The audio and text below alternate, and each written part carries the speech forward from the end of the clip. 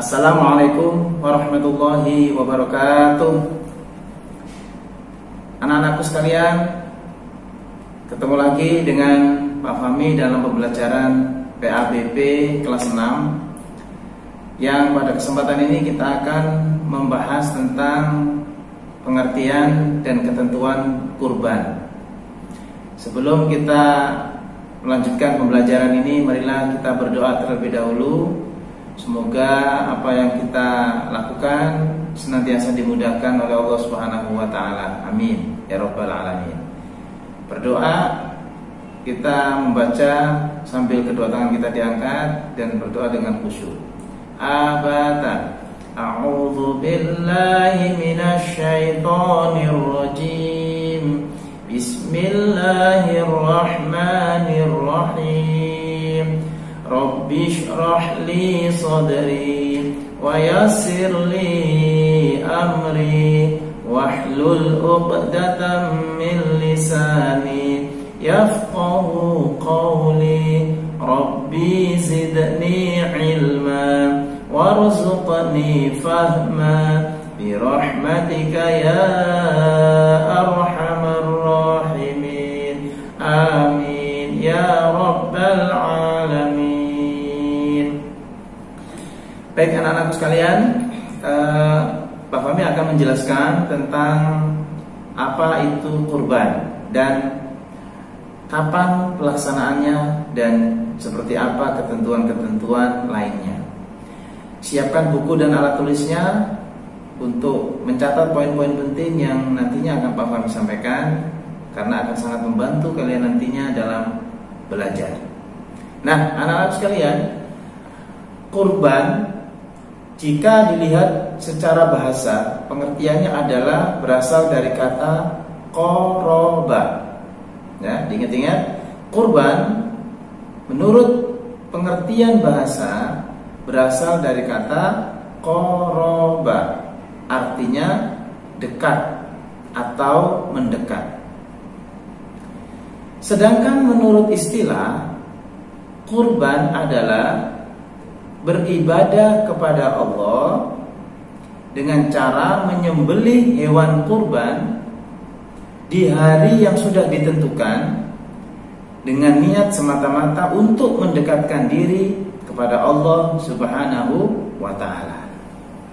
Itulah pengertian kurban, baik menurut bahasa ataupun menurut istilah.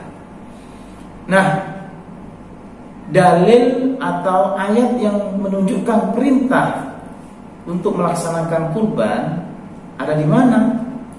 Di dalam surat Al-Kautsar ayat kedua, Allah Subhanahu wa taala menegaskan bahwa perintah untuk melaksanakan kurban dengan tegas disampaikan, Bismillahirrahmanirrahim, fasholli li rabbika wanhar, yang artinya maka sholatlah karena Tuhanmu dan berkurbanlah.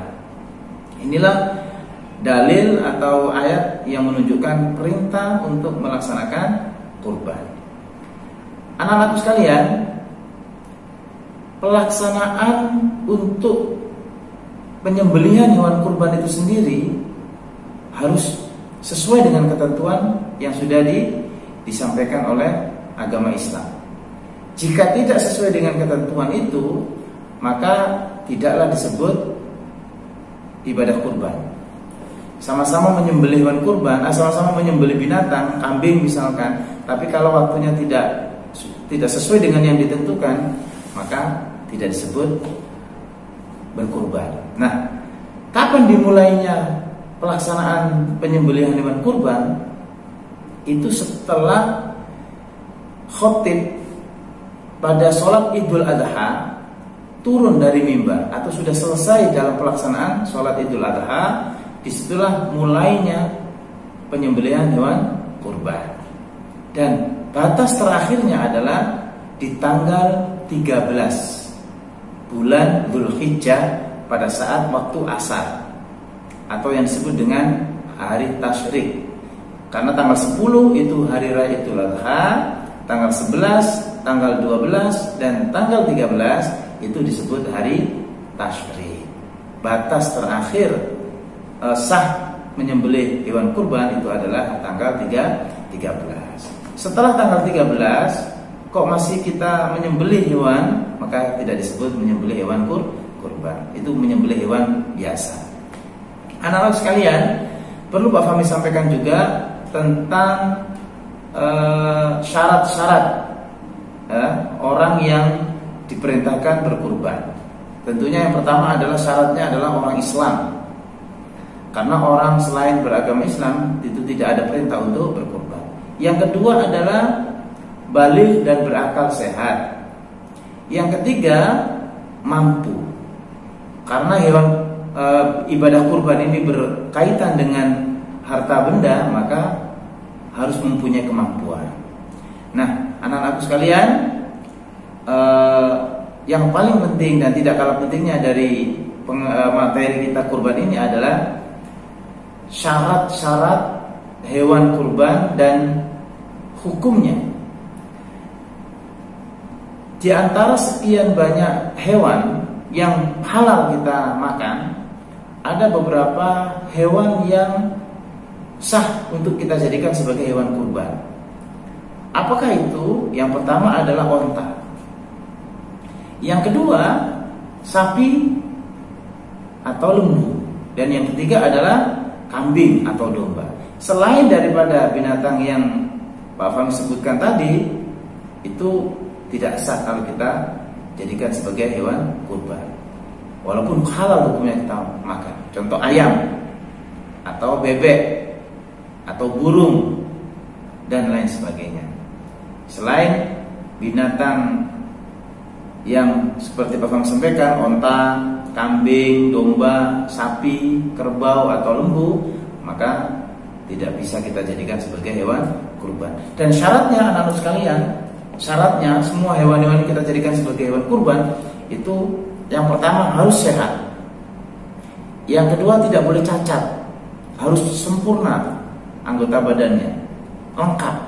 Yang ketiga cukup usianya atau cukup umurnya, ya. Dan yang keempat diutamakan betina, jantan. Diutamakan jantan.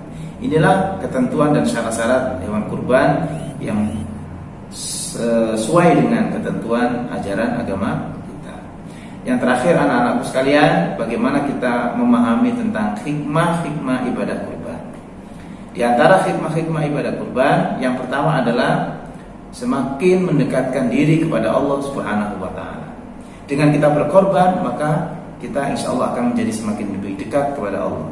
Yang kedua, semakin menumbuhkan rasa empati dan sosialisasi kita kepada orang-orang yang membutuhkan akan semakin besar.